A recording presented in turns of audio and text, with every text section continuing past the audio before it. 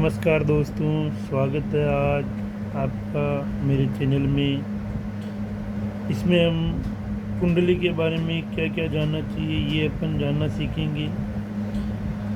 आज अपन ये सीखेंगे, इसमें अपनी ही कुंडली नहीं, आप दूसरी कुंडली के बारे में जान सकते हैं। इसके लिए अपन को कुंडली में मेन रूप से 7 चीज़ों को पढ़ना जरूरी होता है, 7 चीज़ों को जानना जरूरी होता है।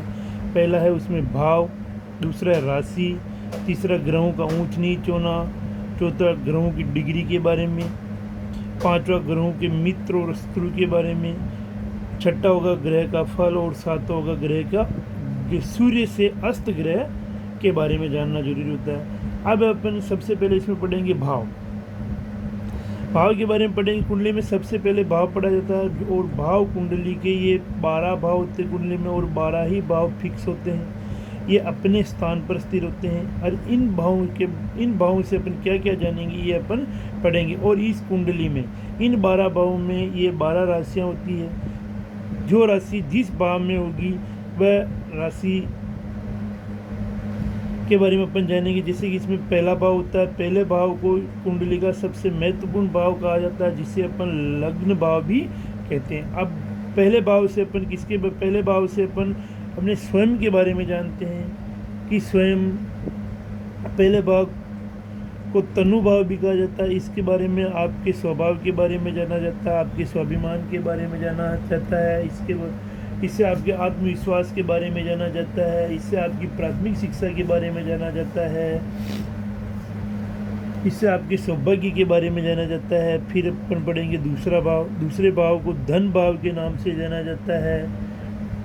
इस भाव से व्यक्ति की आर्थिक स्थिति के बारे में जाना जाता है, उसके परिवार के सुख और दुख के बारे में जाना जाता है, उसके घर की स्थिति के बारे में जाना जाता है, उसकी वाणी के बारे में जाना जाता है और उसकी संपत्ति के बारे में इसे देखा जाता है। तीसरा भाव होता है अपने परिश्रम का।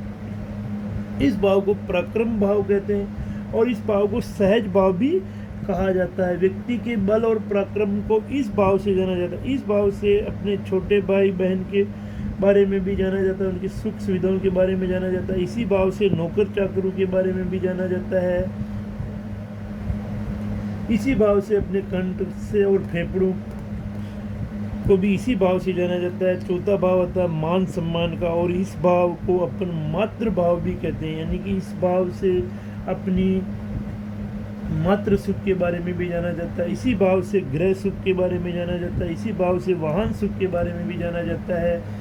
इसी भाव से जमीन जायदाद के बारे में जाना जाता है। और ये अपने शरीर में नीचे यानी कि छाती वाले भाग से भी इसे जाना जाता है। पेट के रोग के बारे में भी इसी से जाना जाता है। इससे अपनी मानसिक स्थिति का ज्ञान भी इसी भाग से किया जाता है। पांचवा भाव जिसे अपन संतान भाव भी कहते हैं और सूद भाव भी कहा जाता है। इस भाव से अपने बच्चों के सुख दुख के बारे में जाना जाता है, आपकी विद्या के बारे में इससे जाना जाता है, आपकी बुद्धि के बारे में इससे जाना जाता है, इससे अपनी उच्च शिक्षा के बारे में इससे जाना जाता है। इसे शास्त्रों में रुचि अपनी होगी कि नहीं होगी वह भी इसी भाव से जाना जाता है। अपने प्रेम संबंधों में यश और नौकरी के बारे में भी इसी भाव से जाना जाता है। इसी तरह अपन छठे भाव को पढ़ेंगे। छठे भाव को दुर्घटना भाव के नाम से जाना जाता है और इस भाव को शत्रु भाव के रूप में भी जाना जाता है। और ये भाव अपने शरीर में होने वाले रोग दुर्घटनाओं को के बारे में बताता है। अपने शरीर तनाव और कलह के बारे में इस भाव से जाना जाता है। कचहरी में मुकदमे के बारे में इससे जाना जाता है। और अपने जन्मांगों को भी इसी भाव से देखा जाता है। और भाव सातवां भाव अपने जीवन का बहुत ही बड़ा महत्वपूर्ण भाव है। ये अपने वैवाहिक जीवन के बारे में जाना जाता है, अपने पार्टनर के बारे में जाना जाता है,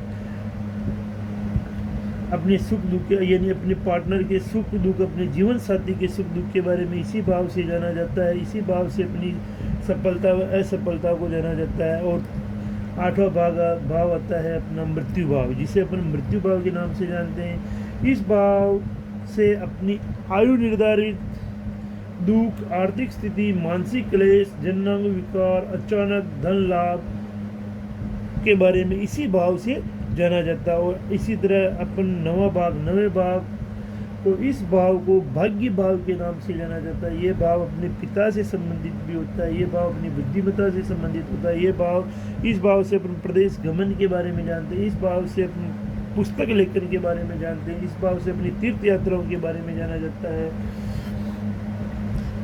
10वां भाव, 10वें भाव को अपने क्रम भाव के नाम से जानते हैं। अब क्या क्या क्रम करेंगे वो इससे जानते हैं। इससे अपने पद प्रतिष्ठा और अपना सामाजिक जीवन कैसा होगा, सामाजिक सम्मान कैसा होगा, अपनी कार्य क्षमता कैसी होगी, ये इसी भाव से जाना जाता है। व्यवसाय, इसी व्यवसाय के बारे में, व्यवसाय में अपनी कितनी सफलता पाएंगे वो इसी भाव से जानते हैं। शासन से कितना लाभ, यानी शासकीय लाभ क्या होगा वो भी इसी भाव से जाना जाता है। और अपने घुटनों के नीचे वाले भाग को इसी भाग से, यानी घुटनों के नीचे दर्द, पीड़ा, ये सभी इसी 10वें भाव से जाना जाता है। इसी तरह अपन 11वां भाव आय भाव और लक्ष्मी भाव कहा जाता है। 11वें भाव को आय भाव और लक्ष्मी भाव कहा जाता है। इस भाव से अपन अपनी आय और लक्ष्मी के बारे में जानते हैं। 12वां भाव व्यय भाव है, यह सबसे बुरा भाव माना जाता है। इससे अपने कर्ज नुकसान, प्रदेश कर्ज और नुकसान के बारे में जानते हैं। इससे अपने व्यवसाय गुप्त स्तरों के बारे में भी इसी से जाना जाता है। और इससे जितने नुकसान, उससे एक फ़ायदा ये भी, इससे प्रदेश गमन के बारे में भी इससे जाना जाता है कि अपने प्रदेश में जाएंगे। और अपने मुकदमे, कचहरी, ये सभी 12वें भाव से ही जाने जाते हैं।